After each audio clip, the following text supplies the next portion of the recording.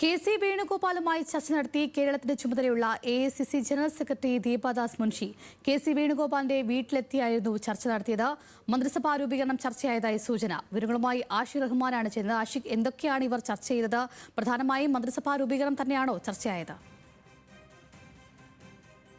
വൈകിട്ട് 7 കെ.സി. വേണുഗോപാൽ തിരുവനന്തപുരത്ത് എത്തിയത്. വലിയ സ്വീകരണമായിരുന്നു പ്രവർത്തകർ അവിടെ ഒരുക്കിയത്.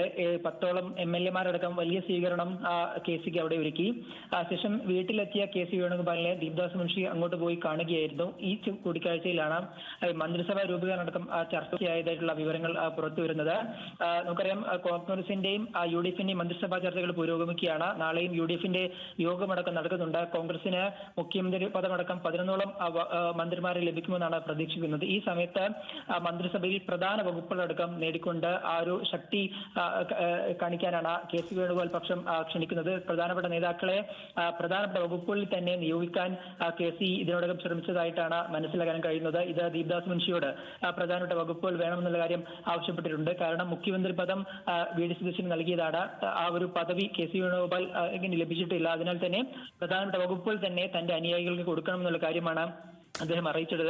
ഒരുപക്ഷെ അദ്ദേഹത്തിന് ഈ കെ.സി. വേണുഗോപാലിനെ അനുകൂലിക്കുന്ന പ്രധാനപ്പെട്ട നേതാക്കളായ മാത്യു കുഴൽനാടൻ, ടി സിദ്ദീഖ് അടക്കമുള്ള പ്രധാനപ്പെട്ട നേതാക്കളെല്ലാം ഇന്ന് വിമാനത്താവളത്തിൽ എത്തിയിരുന്നു. അങ്ങനെ കെ.സി. അനുകൂലിക്കുന്ന പ്രധാനപ്പെട്ട നേതാക്കൾക്ക് പ്രധാനപ്പെട്ട വകുപ്പുകൾ തന്നെ ലഭിക്കണം എന്നുള്ള കാര്യം പറഞ്ഞു എന്നുള്ളതാണ് സൂചന. അങ്ങനെയാണെങ്കിൽ ആ ഒരു കാര്യം കൂടി പരിഗണിച്ച ശേഷമായിരിക്കും കോൺഗ്രസിന്റെ മന്ത്രിസഭാ ചർച്ചകൾ പൂർത്തിയാവുക. തിങ്കളാഴ്ച തന്നെ മുഴുവൻ മന്ത്രിമാരും സത്യപ്രതിജ്ഞ ചെയ്യും എന്നുള്ള കാര്യമാണ് പുറത്തു വന്നത്. അങ്ങനെയാണെങ്കിൽ പ്രധാനപ്പെട്ട വകുപ്പുകളിലെല്ലാം തന്റെ ആളുകളെ, അതായത് കെ.സി. അനുകൂലിക്കുന്ന ആളുകൾക്ക് വകുപ്പ് നൽകാനുള്ള ശ്രമമാണ് ഇപ്പോൾ നടത്തിയിരുന്നത്.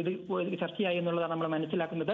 എന്തായാലും ആ ചർച്ച പുരോഗമിക്കുകയാണ്. നാളെ UDF-ന്റെ ചർച്ചയുണ്ട്. അതിനുശേഷം കോൺഗ്രസിന്റെ അടക്കം മന്ത്രിസഭാ ചർച്ചകൾ പൂർത്തിയാക്കണം. ആ സമയത്തും ഈ കാര്യങ്ങൾ പ്രധാനമാകും. കാരണം AICC-യുടെ സംഘടനാകാര ജനറൽ സെക്രട്ടറിയാണ് ദീപദാസ് മുൻഷി. അപ്പോൾ അവരും ഈ ചർച്ചയുടെ ഭാഗമായിരിക്കും. അപ്പോൾ ഈ മുഖ്യമന്ത്രി പദം ലഭിക്കാത്തതിനാൽ തന്നെ കെ.സി. വേണുഗോപാൽ അനുകൂലിക്കുന്ന ആളുകൾക്ക് മന്ത്രിസഭയിൽ കൂടുതൽ പ്രാതിനിധ്യം വേണമെന്ന കാര്യം കൂടി ആവശ്യപ്പെടാൻ സാധ്യതയുണ്ട്. അങ്ങനെയാണെങ്കിൽ കെ.സി. അനുകൂലികൾ കൂടുതൽ മന്ത്രിസഭയിലേക്ക് വരാനുള്ള സാധ്യതയുണ്ട്. അഞ്ജലി. ശരി ആഷിഖ്, വ്യക്തമാണ്.